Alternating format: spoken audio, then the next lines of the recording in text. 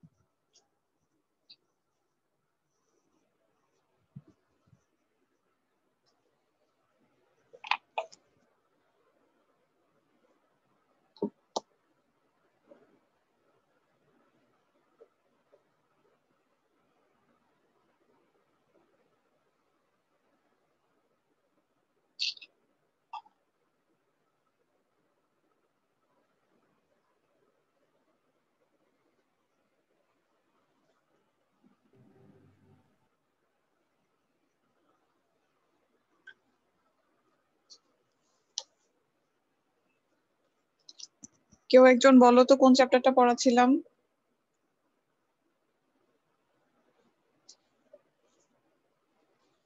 যারা যারা প্রেজেন্ট আছো তাদের মধ্য থেকে কেউ একজন বলো যে, সরি আবার বলো, শুনতে পাইনি। সপ্তম অধ্যায় মুদ্রাস্ফীতি।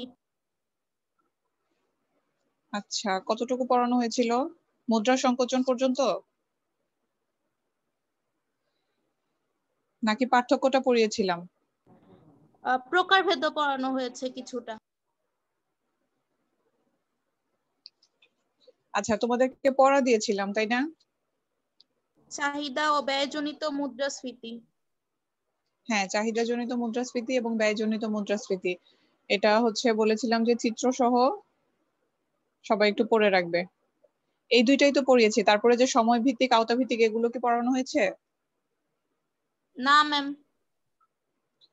আচ্ছা ঠিক আছে।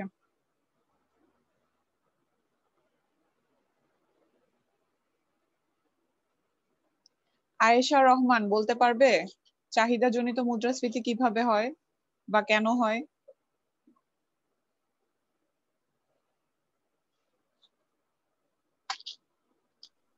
মিস একটা কথা ছিল। হ্যাঁ বলো। মিস আমাদের ক্লাসটা এরকম সময় না নিয়ে সকালবেলা নিলে হইতো না, কেউই থাকে না। কেউ থাকে না এই টাইমে? সকালবেলাও তো আমি দেখি এরকমই প্রেজেন্ট থাকে। না মিস সকালবেলার থেকে বেশি থাকে। আচ্ছা ঠিক আছে, চেষ্টা করব। প্রশ্ন করেছিলাম একটা, কাকে প্রশ্ন করেছি? ম্যাম আয়েশা আমার নেক্সট রহমানকে। বলবো এখন। হ্যাঁ বলো। ম্যাম উৎপাদন কৌশল, উৎপাদন ব্যয় প্রভৃতি স্থির অবস্থায় সামগ্রিক চাহিদা বৃদ্ধি পেলে দাম স্তর বৃদ্ধি পায়, এটাই আর কি চাহিদাজনিত মুদ্রাস্ফীতি।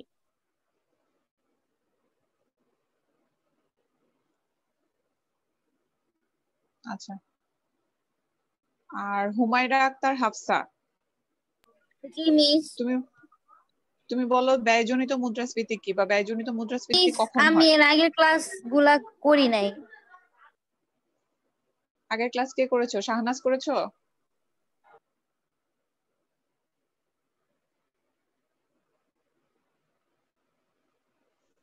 No miss.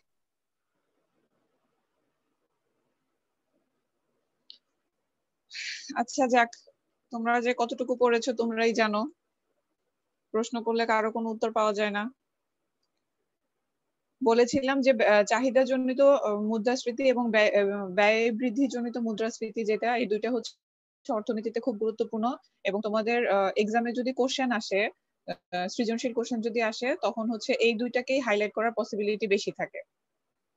চাহিদাজনিত মুদ্রাস্ফীতি সংক্ষেপে হচ্ছে এরকম যে যখন সামগ্রিক চাহিদা বৃদ্ধি পায় সমাজের, তখন হচ্ছে ওই সামগ্রিক চাহিদা বৃদ্ধি পাওয়ার কারণে যে পণ্যের চাহিদা বৃদ্ধি পেল, এবং ওই পণ্যের চাহিদা বৃদ্ধি পাওয়ার কারণে যে পণ্যের দাম বৃদ্ধি পেল, এই ঘটনাটা হচ্ছে চাহিদাজনিত মুদ্রাস্ফীতি।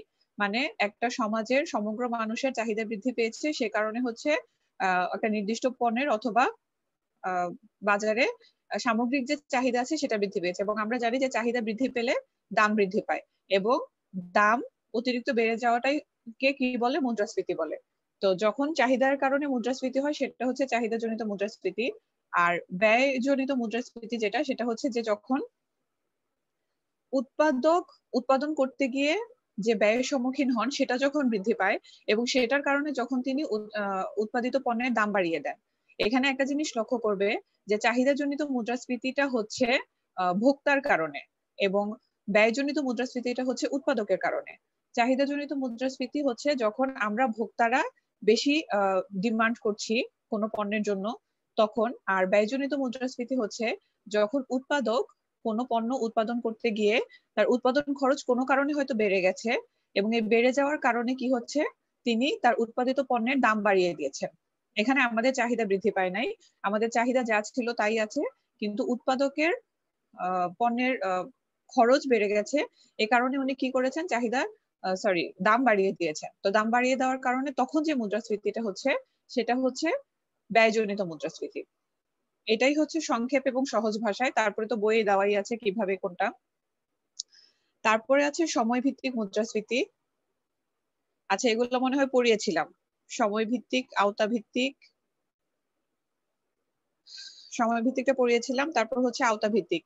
শুধুমাত্র দেশের সীমানায় মুদ্রাস্ফীতি পরিচালিত হলে তাকে জাতীয় মুদ্রাস্ফীতি বলে।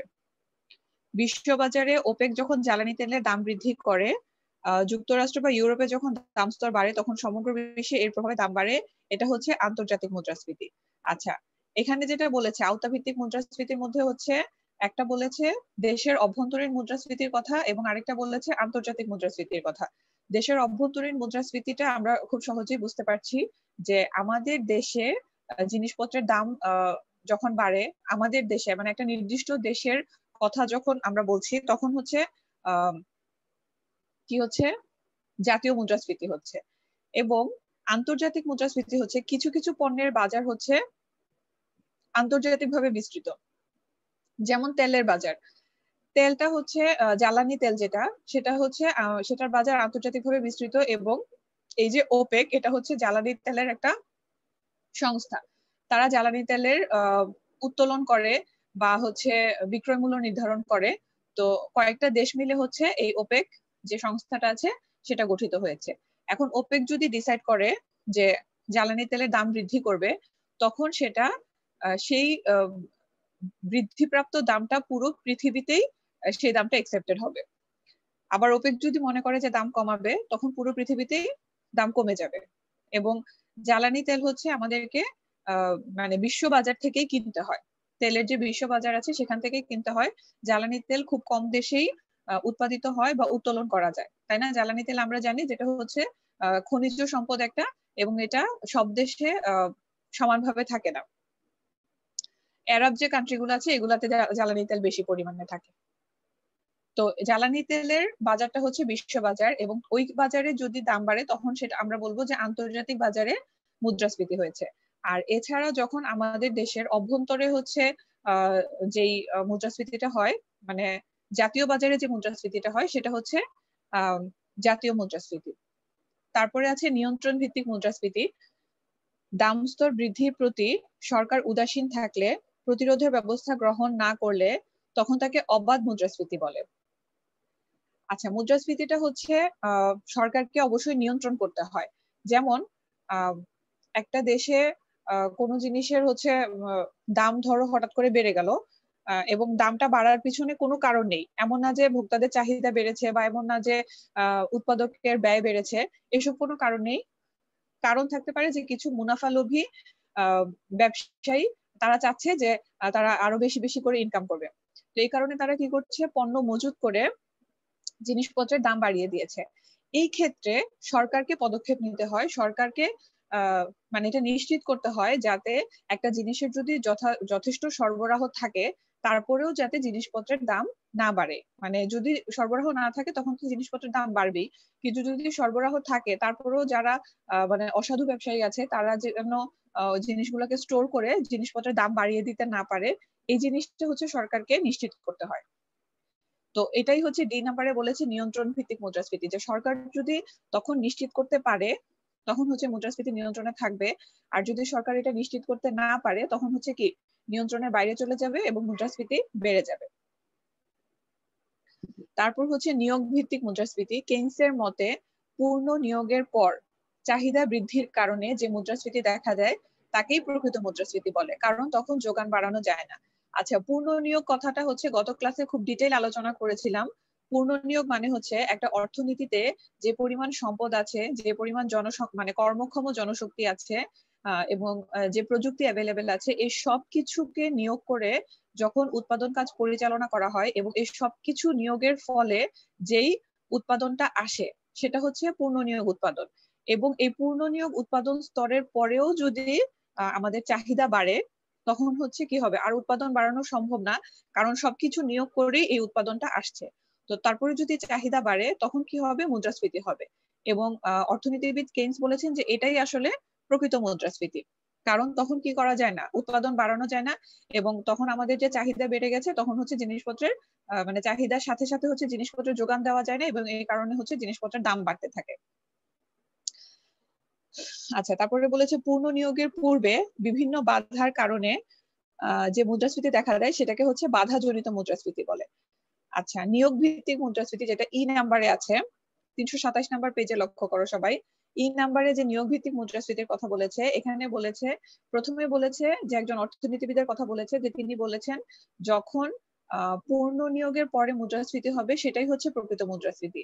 আর এর মানে কি যে পূর্ণ নিয়োগের আগে কখনো মুদ্রাস্ফীতি হয় না, জিনিসপত্রের দাম বাড়ে না? অবশ্যই বাড়ে। কি কারণে বাড়ে? এই যে তখন কি হয়, বিভিন্ন সমস্যার কারণে, যেমন হয়তো কাঁচামালের অভাব হয়েছে অথবা পরিবহন বা যোগাযোগ ব্যবস্থায় কোনো অসুবিধা হয়েছে, এসব কারণে হচ্ছে সাময়িকভাবে জিনিসপত্রের দাম বেড়ে গেল। তো এই ঘটনাটাকে কি বলে তখন? এই ঘটনাটাকে বলে বাধাজনিত মুদ্রাস্ফীতি, অর্থাৎ উৎপাদন কাজে কোনো একটা বাধার কারণে যে মুদ্রাস্ফীতিটা হয়েছে সেটা। আচ্ছা, এবং তারপরে আছে এফ নাম্বার, যেটা হচ্ছে গতিভিত্তিক মুদ্রাস্ফীতি। দাম স্তর যখন ধীর গতিতে বাড়ে তাকে মৃদু বা হামাগুড়ি মুদ্রাস্ফীতি বলে। দাম স্তর যখন হাঁটে বিপদ সংকেত বোঝায় তাকে পদসঞ্চারী মুদ্রাস্ফীতি বলে। আচ্ছা, এখানে যেই জিনিসগুলা বলেছে এগুলোর আসলে কোনো অর্থনৈতিক ব্যাখ্যা নেই। যেমন আমরা কখন তাহলে বলবো যে দাম স্তর হাঁটছে, আমরা কখন বলবো যে দাম স্তর দৌড়াচ্ছে, তাই না? কিন্তু এগুলা হচ্ছে পড়ে নিবে তোমার এমসিকিউ তে যদি আসে সেজন্য। যেমন লিখেছে দাম স্তর যখন দৌড়ে চলে, তখন আমরা কিভাবে বুঝবো যে দাম স্তর এখানে দৌড়ে চলছে? এগুলোর কোনো অর্থনৈতিক ব্যাখ্যা নেই। ক্রমেই তা নিয়ন্ত্রণের বাইরে চলে যায় তাকে ধাবমান, এবং যখন অস্বাভাবিক গতিতে লাফিয়ে চলে তখন তাকে উল্লম্ফন মুদ্রাস্ফীতি বলে। এবং এই চারটা মুদ্রাস্ফীতি হচ্ছে এখানে 327 নাম্বার পেজে এই যে নিচে চারটা চিত্র আছে এই চিত্রগুলা দিয়ে বুঝিয়েছে। এগুলো এমসিকিউর জন্য পড়ে নিবে। তারপরের পেজে যাও সবাই।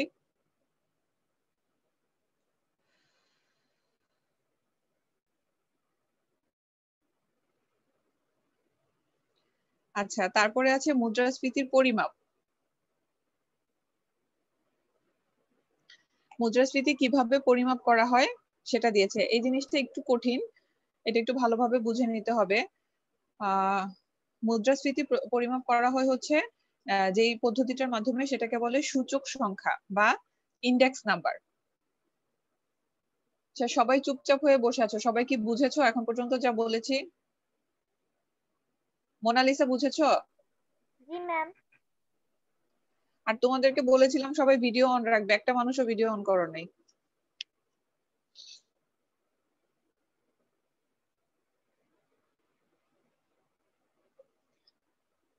আচ্ছা, সূচক সংখ্যাতে দেখো লিখেছে, এটা 328 নাম্বার পেজে আছে। সূচক সংখ্যা হলো একটি সংখ্যাবাচক গড় পদ্ধতি যা অর্থের মূল্য পরিবর্তন পরিমাপ করার ক্ষেত্রে ব্যবহৃত হয়। দুটি ভিন্ন সময় বা স্থানের সাপেক্ষে কোনো অর্থনৈতিক রাশিমালার মানের গড় আপেক্ষিক পরিবর্তনের শতকরা হারকে সূচক সংখ্যা বলে। অথবা কোনো নির্দিষ্ট বছরের গড়পড়তা মূল্যকে অন্য কোনো ভিত্তি বছরের গড়পড়তা মূল্যের তুলনায় শতাংশ রূপে প্রকাশ করার জন্য যে সংখ্যাবাচক পদ্ধতি প্রকাশ করা হয় তাকে সূচক সংখ্যা বলে। আচ্ছা, তোমাদেরকে লাস্ট ক্লাসের আগের ক্লাসে হচ্ছে একটা ম্যাথ করিয়েছিলাম 322 নাম্বার পেজে। দেখো যে ম্যাথটা আছে, এটাকে একটু নাম্বার গুলা অদল বদল করে হচ্ছে তোমাদেরকে করতে দিয়েছিলাম, এবং তোমরা যারা যারা করেছো সবাই মাশাআল্লাহ পেরেছো। তো ওইটা যে নিয়মে করেছে ওই জিনিসটাই হচ্ছে এখানে সংজ্ঞা আকারে বলেছে যে কোনো নির্দিষ্ট বছরের গড়পড়তা মূল্যকে কোনো নির্দিষ্ট বছরের, অর্থাৎ ধরো আমরা এই বছরের মুদ্রাস্ফীতি বের করব, তো এই বছরে কোনো পণ্যের যে মূল্য আছে এটাকে বলছে নির্দিষ্ট বছরের গড়পড়তা মূল্য। তারপরে অন্য কোনো ভিত্তি বছরের গড়পড়তা মূল্যের তুলনায়, তারপর হচ্ছে একটা ভিত্তি বছর থাকবে, সেটা হতে পারে গত বছর অথবা হতে পারে এমনি কোন একটা ভিত্তি বছর। যেমন আমরা যদি 2020 সালের মুদ্রাস্ফীতি কাউন্ট করি, এখানে ওই 2020 সালকে বলছে নির্দিষ্ট বছর, এবং ভিত্তি বছর আমরা নিতে পারি, হতে পারে ওইটা 2010 সাল, হতে পারে ওইটা 2015 সাল। এটা ডিপেন্ড করবে যে ভিত্তি বছর যিনি মুদ্রাস্ফীতি কাউন্ট করছেন তিনি কোনটাকেও ভিত্তি বছর ধরবেন তার উপরে ডিপেন্ড করবে। ওই ভিত্তি বছরে যেই মানে একটা নির্দিষ্ট পণ্যের মুদ্রাস্ফীতি ধরো আমরা বের করব, তো 2020 সালে এটার যে মূল্য আছে সেটা, এবং ওই ভিত্তি বছরে ওই পণ্যটার যে মূল্য ছিল সেটাকে আমরা পার্সেন্টেজ আকারে যখন প্রকাশ করব, ওই পদ্ধতিটাই হচ্ছে সূচক সংখ্যা বা ইন্ডেক্স নাম্বারের মাধ্যমে মুদ্রাস্ফীতির বহিঃপ্রকাশ। আচ্ছা, তারপরে হচ্ছে এখানে কয়েকজন অর্থনীতিবিদের সংজ্ঞা দিয়েছেন। অধ্যাপক ব্লেয়ারের মতে সূচক সংখ্যা হলো একটি বিশেষ বৈশিষ্ট্যপূর্ণ গড়। অধ্যাপক ক্রক্সটন ও কাউডেনের মতে সূচক সংখ্যা হলো পারস্পরিক সম্পর্কযুক্ত কতগুলো বিষয়ের পার্থক্যের ব্যবধান পরিমাপ করার কৌশল। আচ্ছা, অন্যভাবে বলা যায় সূচক সংখ্যা হলো সময়, অবস্থান অথবা অন্য কোনো বৈশিষ্ট্যের পরিপ্রেক্ষিতে পারস্পরিক সম্পর্কযুক্ত কতগুলো চলকের পরিবর্তনের পরিসংখ্যানমূলক পরিমাপ। আমি জানি না তোমরা এখানে কোনটা বুঝতে পারছো বা কোন সংজ্ঞাটা তোমাদের কাছে সহজ মনে হচ্ছে, কিন্তু ওই যে অধ্যাপক ব্লেয়ার যেটা বলেছেন অতটুকু কখনো সংজ্ঞা হিসেবে লিখবে না। এতটুকু দিলে আসলে মানে সূচক সংখ্যাটা কি বা সূচক সংখ্যা দিয়ে কিভাবে মুদ্রাস্ফীতি পরিমাপ করা হয় এটা বোঝা যায় না। তো এখানে তোমার বইয়ে বোল্ড করে যেটা দেওয়া আছে 328 নাম্বার পেজে দেখো, মোটা করে কালো কালি দিয়ে যেটা লেখা, কোন নির্দিষ্ট বছরের গড়পড়তা মূল্যকে, এই সংজ্ঞাটা যদি দাও, সংজ্ঞা যদি লিখতে বলে এই সংজ্ঞাটা দিলেই বেটার হয়। এই সংজ্ঞাটা কি সবাই বুঝতে পেরেছো? আমি যে বলেছি এটা কি সবাই বুঝতে পেরেছো? জি ম্যাম, বুঝতে পারছি, আর এটাই সহজ লাগতেছে। আবার বললো, বুঝিনি, কি বলেছো?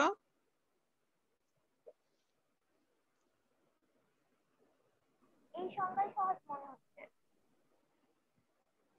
আচ্ছা, তারপরে আছে তারপরে আবার হচ্ছে এই সূচক সংখ্যা নিয়ে বলেছে যে কোনো একটি আদর্শ সময় বা অবস্থানকে ভিত্তি ধরে এই সময় বা অবস্থানের সাপেক্ষে অন্য কোনো সময়ে বা অবস্থানে কোনো অর্থনৈতিক রাশিমালা, যেমন মূল্য, উৎপাদিত পণ্যের পরিমাণ ইত্যাদি পরিবর্তিত অবস্থাকে শতকরায় প্রকাশ করলে যে বিশুদ্ধ সংখ্যা পাওয়া যায় তাকে সূচক সংখ্যা বলে। আচ্ছা, তারপরে মানে এই বোল্ড লেখাটা ছাড়া বাকি যে লেখাগুলো আছে সবগুলাই মোটামুটি বেশ কঠিন কঠিন লেখা, তো তোমরা চেষ্টা করবে যে এটাই দিতে, এবং এই সংজ্ঞাটা যদি কিছু কেউ না বুঝে থাকো তাহলে আমাকে আবার প্রশ্ন করতে পারো। আচ্ছা, তারপরে এই যে আমাদেরকে সূচক সংখ্যা মানে বইয়ের মধ্যে বললো যে এটা সূচক সংখ্যা পদ্ধতি এবং সূচক সংখ্যা পদ্ধতিতে মুদ্রাস্ফীতি গণনা করা হয়। তো তারপরে হচ্ছে কিভাবে সূচক সংখ্যা পদ্ধতিতে মুদ্রাস্ফীতিটা বের করা হয়, এটা হচ্ছে এই 329 নাম্বার পেজে দেখো সুন্দর করে ভেঙে ভেঙে বুঝিয়ে দেওয়া আছে। ভিত্তি বছর নির্বাচন, যে বলেছে যে ভিত্তি বছরের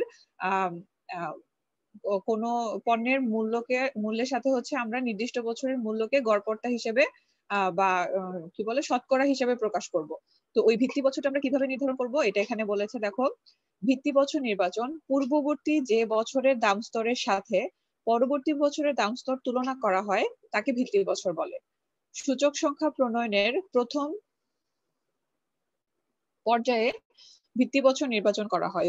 যুদ্ধ, প্রাকৃতিক দুর্যোগ ইত্যাদি মুক্ত একটি স্বাভাবিক বছরকে ভিত্তি বছর হিসেবে নির্বাচন করতে হয়। অর্থাৎ ভিত্তি বছর হিসেবে এমন একটা বছরকে নির্বাচন করতে হবে যে বছরে মানে বাজারে পণ্যের দাম বেড়ে যাওয়ার জন্য কোনো অস্বাভাবিক ঘটনা ঘটেনি, মানে বন্যা হয়নি, অথবা হচ্ছে যুদ্ধ বিগ্রহ হয়নি, অথবা রাজনৈতিক কোনো অস্থিরতা ছিল না, এরকম একটা বছরকে ভিত্তি বছর হিসেবে নির্বাচন করতে হবে।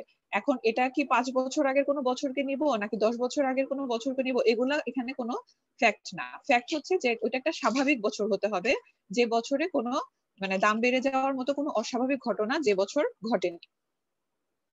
এভাবে হচ্ছে ভিত্তি বছর বা বেস ইয়ার নির্ধারণ করতে হয় সূচক সংখ্যা গঠন পদ্ধতিতে। আচ্ছা, তারপরে হচ্ছে হিসাবি বছর নির্বাচন।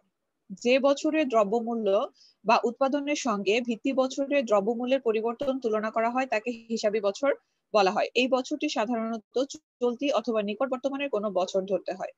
অর্থাৎ এই হিসাবি বছরটা হচ্ছে আমরা যেই বছরের মুদ্রাস্ফীতি নির্বাচন করছি, ঠিক আছে, যে বছরের মুদ্রাস্ফীতি আমরা বের করতে চাচ্ছি সেটাই হচ্ছে হিসাবি বছর।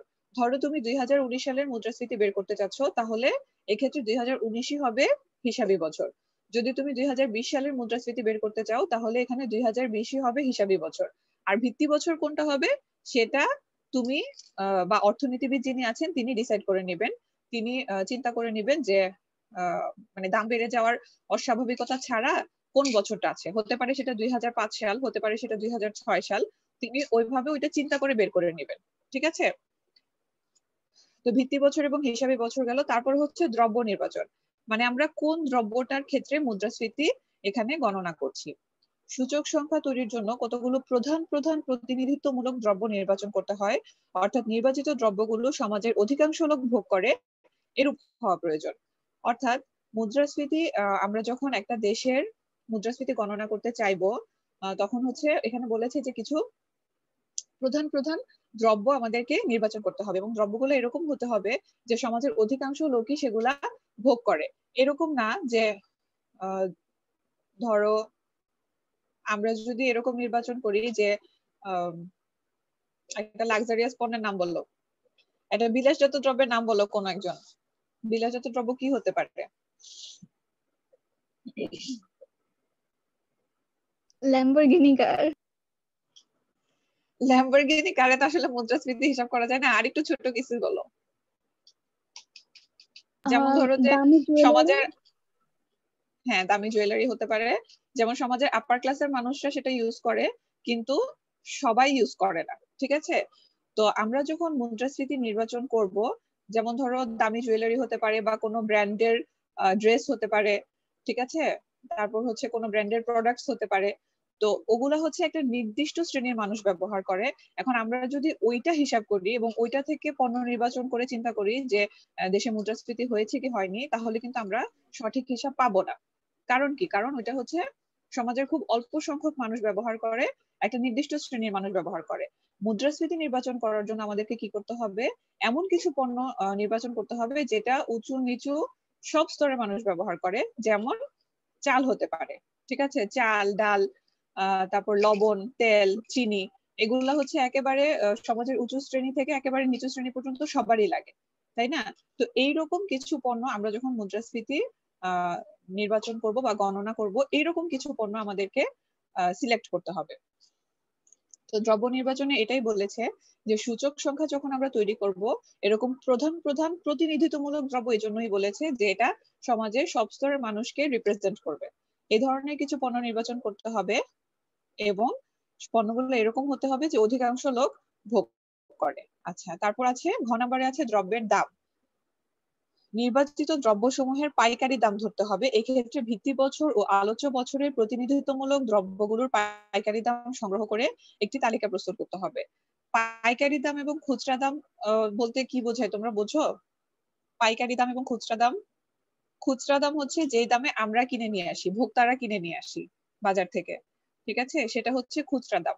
আর পাইকারি দাম হচ্ছে যে যিনি বিক্রি করছেন, দোকানদার আছেন, তিনি যে অনেকগুলা পণ্য একটা কোম্পানি থেকে কিনে নিয়ে আসেন অথবা একটা হচ্ছে উৎপাদকের কাছ থেকে কিনে নিয়ে আসেন, তিনি তো একটা দুইটা করে আনছেন না, তিনি অনেকগুলা করে আনছেন।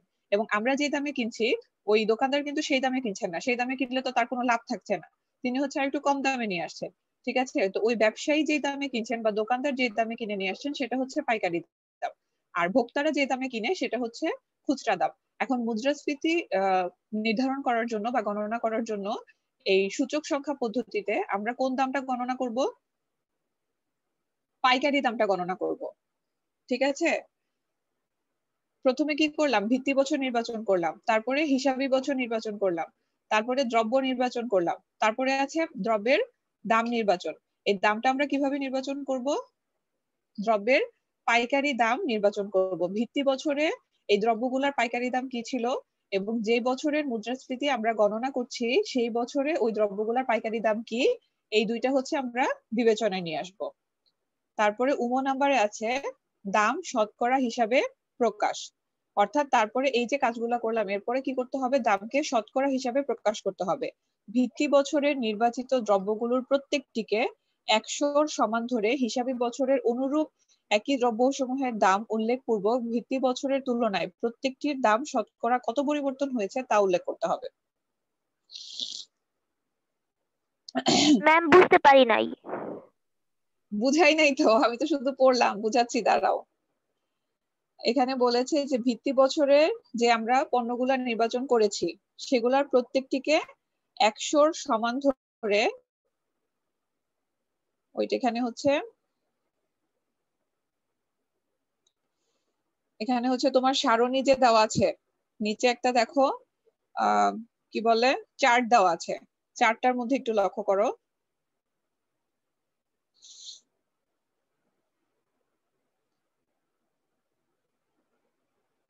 চারটার মধ্যে একটু লক্ষ্য করো, দেখো 200 টাকা প্রথমে আছে চালের হিসাব করেছে 200 টাকা প্রতি মণ। হ্যাঁ, তো 200 টাকা প্রতি মণ, এটাকে হচ্ছে 200 কে আবার 200 দিয়ে ভাগ করেছে ইন্টু 100। কি করছে? আচ্ছা, এখানে যেটা করেছে ভিত্তি বছরের জিনিসটাকে পার্সেন্টেজ করে 100-তে নিয়ে গেছে। এই চার্টটা দেখলে বুঝবে, এই যে এখানে দেখো এই যে চার্টটা আছে, এই চার্টটা দেখলে বুঝবে। তোমার এখানে লেখাটার মধ্যে বলেছে কি নির্বাচিত দ্রব্যগুলোর প্রত্যেকটিকে 100 সমান ধরে 100 সমান ধরতে হবে। এখন 100 সমান আমরা কিভাবে ধরবো? এই যে ভিত্তি বছরে যে দামটা আছে সেই দামটাকে হচ্ছে আমরা পার্সেন্টেজ করে 100-তে নিয়ে যাব। যেমন প্রতি কেজি চালের দাম ছিল 200 টাকা, এখন 200-কে যখন আমি আবার 200 দিয়ে ভাগ করব তখন কি হয়ে যাচ্ছে? 1 হয়ে যাচ্ছে। 1-কে আবার যখন 100 দিয়ে গুণ করব কি হয়ে যাচ্ছে? 100 হয়ে যাচ্ছে, তাই না? তো এই ভিত্তি বছরের প্রতিটা দ্রব্যের দামকে আমি ওই দ্রব্যের দাম দিয়ে একবার ভাগ করব, তারপরে 100 দিয়ে গুণ করব, এরকম করে এটাকে আমি কোন ফর্মে নিয়ে যাব? 100, এটাকে আমি 100-র হিসাবে নিয়ে যাব। এখানে দেখো এই কাজটাই করেছে যে দাম এখানে প্রথমে ছিল 200 টাকা, এখানে 200/200 ইন্টু 100, মানে এই দামটাকে আবার এই দামটা দিয়েই ভাগ করেছে, করে আবার 100 দিয়ে গুণ করেছে। এটা হচ্ছে, এখন তুমি যদি জিজ্ঞেস করো এটা কেন হয়েছে, এটা এই জন্য হয়েছে যে এটাই নিয়ম, এই সূচক সংখ্যা পদ্ধতিতে গণনা করার নিয়মই হচ্ছে এটা। তারপরে আছে কিসের দাম? গমের দাম। গমের দাম হচ্ছে 175 টাকা। 175 টাকাকেও সেম কাজ, 175-কে আবার 175 দিয়ে ভাগ করেছে।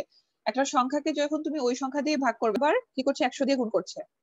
100 দিয়ে গুণ করে হচ্ছে কি চলে আসছে? এখানে আবার 100 চলে আসছে। এরকম করে এই প্রত্যেকটা দামকে 100-তে কনভার্ট করে ফেলেছে। ভিত্তি বছরের প্রত্যেকটা দামকে কি করেছে? 100-তে কনভার্ট করেছে। আচ্ছা, তারপরে কি করতে হবে?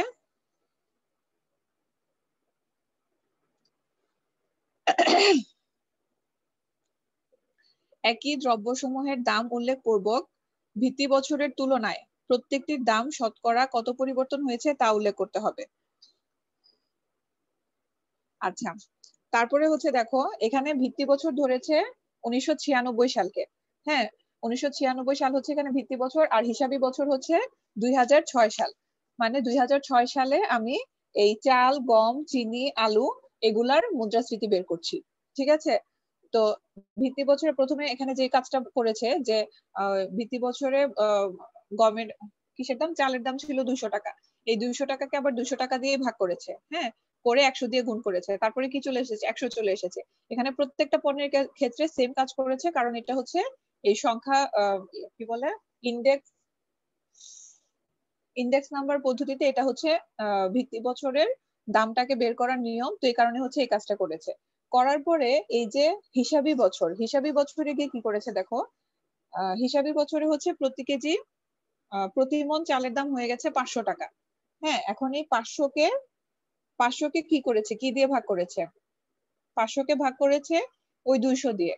মানে এখানে দেখো 500 আছে উপরে। হ্যাঁ, 500 আছে উপরে, এটা হচ্ছে আমার 2006 সালের প্রতি মণ চালের দাম। তারপরে আছে 200, এটা হচ্ছে আমার 1996 সালের প্রতি মণ চালের দাম। এটাকে আমি গুণ করেছি কি দিয়ে, 100 দিয়ে।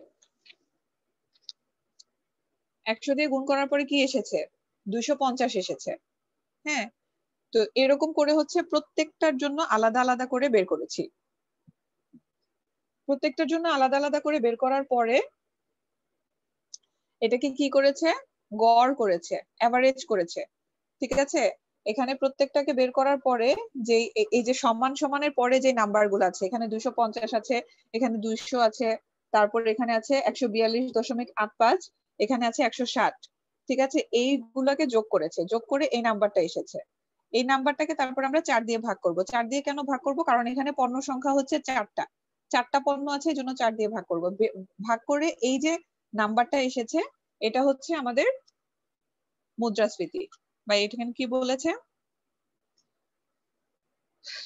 2016 সালে এই সংখ্যা হচ্ছে 188। আচ্ছা, 2016 লিখেছে, এটা ভুল লিখেছে, 2006 উপরে চার্টে আছে 2006, তাহলে এটা 2006ই হবে। বা 2016 যদি হয় তাহলে দুই জায়গাতেই 2016 হবে। তো বলেছে কি যে হিসাবি বছরে এই সংখ্যা হলো 188.21। এ থেকে বোঝা যায় 1996 সাল থেকে 2016 সালে দাম স্তর এত শতাংশ বৃদ্ধি পেয়েছে। আচ্ছা, কত শতাংশ বৃদ্ধি পেয়েছে, এই যে এখানে আছে 188 আমরা পেয়েছি গড় করে। হ্যাঁ, গড় করে 188 পেয়েছি, আবার এখানে গড় করে কত পেয়েছি, 100 পেয়েছি। এই 188 থেকে এই 100কে মাইনাস করব।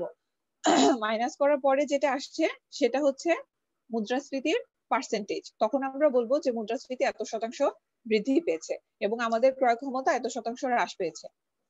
এই জিনিসটা কি বুঝতে পেরেছো সবাই? কোনো কনফিউশন থাকলে প্রশ্ন করো। নো মিস, বুঝতে পেরেছি। বুঝতে পেরেছো? নো জি মিস মিস। বুঝতে পেরেছি না পারি নাই?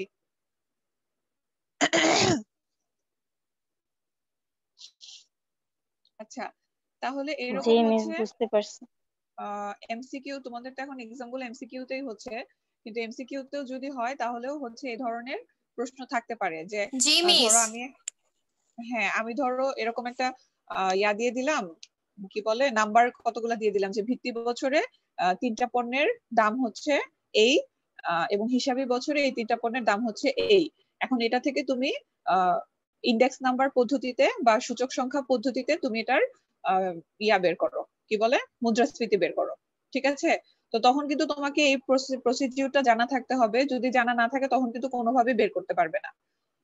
তো আমি আবার বলছি একটু সংক্ষেপে, ভিত্তি বছরে তোমাকে যেই দামগুলা দেওয়া থাকবে ওই দামগুলাকে তুমি 100 বানিয়ে ফেলবে, প্রত্যেকটা দামকে তুমি 100 বানিয়ে ফেলবে। ঠিক আছে, ভিত্তি বছরে যে দামই থাকুক না কেন, 200 থাকুক, 300 থাকুক, 400 থাকুক, যাই থাকুক, ওইটা হয়ে যাবে 100। ঠিক আছে, এখন ওইটা কিভাবে 100 হচ্ছে, তোমাকে যদি খাতায় ম্যাথ করতে বলে তখন তোমাকে করে দেখাতে হবে, কিন্তু তোমাকে যদি এমসিকিউ অ্যান্সার করতে বলে তখন তো তোমাকে করে দেখানোর কিছু নাই, তখন তুমি জাস্ট 100 ধরে নিবে। ঠিক আছে, এখন যদি 3টা পণ্য থাকে তখন ওই ভিত্তি বছরের গড় দাম কত হবে, 300কে 3 দিয়ে ভাগ করে তুমি 100ই তো পাচ্ছ, তাই না? তো এটা মনে রাখবে যে ভিত্তি বছরের গড় দাম সবসময় 100ই হবে, কারণ তুমি 4টা পণ্যের ক্ষেত্রে 400 পাবে। ওই 400কে যখন তুমি 4 দিয়ে ভাগ করবে 100ই আসবে। 5টা পণ্য যদি হয় তুমি 500 পাবে, 500কে যদি 5 দিয়ে ভাগ করো 100ই আসবে। তো তাহলে এটা মনে রাখবে শর্টকাট করার জন্য যে ভিত্তি বছরের গড় দাম সবসময় 100 হবে। ঠিক আছে, এটা আমি শর্টকাট শিখাচ্ছি এমসিকিউর জন্য, এমসিকিউ আনসার করার জন্য, কারণ তখন তোমাকে ওই ম্যাথ করে খাতায় ফর্মালি দেখানোর কিছু নাই। ঠিক আছে, তো ভিত্তি বছরের গড় দামটা মানে এই যে এটা, এই যে নিচে বের করেছে, এই পুরা হিসাব টিসাব করে এখানে নিচে যে বের করেছে, তুমি যখন এমসিকিউ অ্যান্সার করবে এত হিসাবের তোমার দরকার নাই, তুমি জাস্ট মনে রাখবে যে ভিত্তি বছরে আমার গড় দাম 100ই আসবে। এবার যতটা পণ্যই থাকুক আর যে দামই থাকুক, কারণ এটাকে আমাকে 100তে কনভার্ট করতে হবে, কনভার্ট করে গড় বের করতে হবে, করলে এই কাজ করলে ওইটা কি হবে 100ই হয়ে যাবে। তারপর হিসাবি বছরের যেটা, ওইটা হচ্ছে তুমি কেয়ারফুলি করবে। ওইটা তুমি কিভাবে করবে, যে তোমাকে হিসাবি বছরে যেই চালের দাম দেওয়া আছে সেই চালের দামকে তুমি ভিত্তি বছরের চালের দাম দিয়ে, খবরদার 100 দিয়ে ভাগ করবে না, ভিত্তি বছরের যে চালের দাম দেওয়া আছে 200 হতে পারে, 300 হতে পারে, ঠিক আছে, এখানে 200 আছে, তো তুমি ভিত্তি বছরের চালের দাম দিয়ে ভাগ করবে, করে 100 দিয়ে গুণ করবে, করে একটা রেজাল্ট পাবে। তারপরে এরকম যতগুলা পণ্য দেওয়া আছে সবগুলা পণ্যকে এভাবে হিসাব করে করে একটা রেজাল্ট পাবে। ঠিক আছে, এই রেজাল্ট গুলাকে তুমি যোগ করবে, যোগ করে যতটা পণ্য দেওয়া আছে ওই অতটা পণ্যের সংখ্যা, 4টা পণ্য দেওয়া থাকতে পারে, 5টা পণ্য দেওয়া থাকতে পারে, এখানে 4টা পণ্য দেওয়া আছে, তো ওই 4টা মানে 4 দিয়ে তুমি ওই রেজাল্ট গুলোর যোগফলকে তুমি ভাগ করবে, ভাগ করে তুমি কি পাচ্ছ, এই গড়টা পাচ্ছ। ঠিক আছে, এই গড়টা পাচ্ছ। এখন এই গড় থেকে হচ্ছে তুমি ওই ভিত্তি বছরে যে 100 পেলে ওই নাম্বারটা মাইনাস করবে, করার পর তুমি কি পেয়ে যাবে, সূচক সংখ্যা পদ্ধতিতে মুদ্রাস্ফীতির পরিমাণ পেয়ে যাবে। ওকে, আচ্ছা আমি হচ্ছে তোমাদেরকে একটা ম্যাথ করতে দিব, ম্যাথটা কোশ্চেন লিখে তোমাদের গ্রুপে দিয়ে দিব, ঠিক আছে, পোস্ট করে দিব। তারপরে হচ্ছে ওই ম্যাথটা সলভ করে সবাই হচ্ছে গ্রুপেও দিতে পারো, অথবা হচ্ছে আমাকে ইনবক্স করতে পারো। আমার সাথে যেহেতু সবাই কানেক্টেড নেই ফেসবুকে, ইনবক্সে হচ্ছে এটা আসতে একটু সময় লাগতে পারে। ঠিক আছে, ইনবক্সে একটা নক করে যে মিস আমি ইয়াটা দিয়েছি, ম্যাথটা দিয়েছি, এটাও করতে পারো, অথবা হচ্ছে গ্রুপেও দিয়ে দিতে পারো, প্রবলেম নেই। আমি চেক করার পরে ওইটা যাতে অন্যদের প্রবলেম না হয় এই জন্য পরে ডিলিট করে দিব। ঠিক আছে, বুঝতে পেরেছো সবাই? জি মিস। জি ম্যাম। আচ্ছা, আর যারা হচ্ছে ক্লাস করেনি তাদেরকে বলবা একটু কষ্ট করে ইউটিউবে ক্লাসটা দেখে নিতে, কারণ হচ্ছে এই যে সূচক সংখ্যা পদ্ধতি এটা খুব ইম্পর্টেন্ট, আর এটা একটু নিজে নিজে বুঝতে পারলে তো খুবই ভালো, তোমরা খুব ব্রিলিয়ান্ট, আর বুঝার জন্য হচ্ছে ক্লাসটা করতে হবে। আর ম্যাথটা হচ্ছে আমি সবার থেকে চাই। ঠিক আছে, যারা যারা আছো তাদের তো নাম আমি পেয়েছি, তোমরা আমাকে রোল নাম্বার পাঠিয়েছো, তারা সবাই অবশ্যই করবে। আর যারা নাই, প্রেজেন্ট নাই, তাদেরকে বলবে তারা যেন ক্লাসটা দেখে ইউটিউবে ম্যাথটা সলভ করে আমাকে পাঠায়। ঠিক আছে, কোনো রেসপন্স নাই। আচ্ছা ঠিক আছে, তাহলে আজকে পর্যন্তই। সূচক ভালো সংখ্যা থেকো সবাই। গঠন পদ্ধতি এটা কি এক্সামের জন্য অনেক ইম্পর্ট্যান্ট? হ্যাঁ, এটা এক্সামের জন্য ইম্পর্টেন্ট। ঠিক আছে, থ্যাংক ইউ ভালো ম্যাম। থেকো সবাই। মিসের জন্য দোয়া করো, মিসের শরীরটা একটু খারাপ। ঠিক আছে, মিসের জন্য দোয়া করো, আর ভালো থেকো সবাই, ভালো করে জি পড়াশোনা ম্যাম। করো। ওকে, আল্লাহ হাফেজ। আসসালামু আলাইকুম। ওয়ালাইকুম আসসালাম।